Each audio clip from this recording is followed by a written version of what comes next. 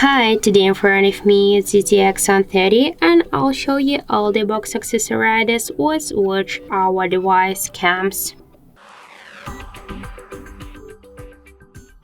So first let's open the box. And the first thing which we can see here, that is the just protective case. So just let's use it. Okay. Let's check the another accessories. Let's check this box. So we can find here the SIM eject tool and the paper works. This is the warranty cards, quick start guides, and the safety guides. So let's check another boxes.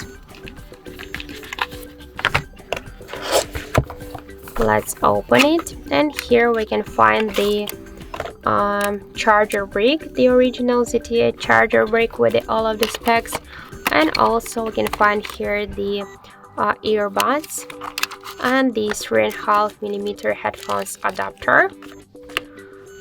And the next box, I think, yeah, here we can find the USB Type-C cable.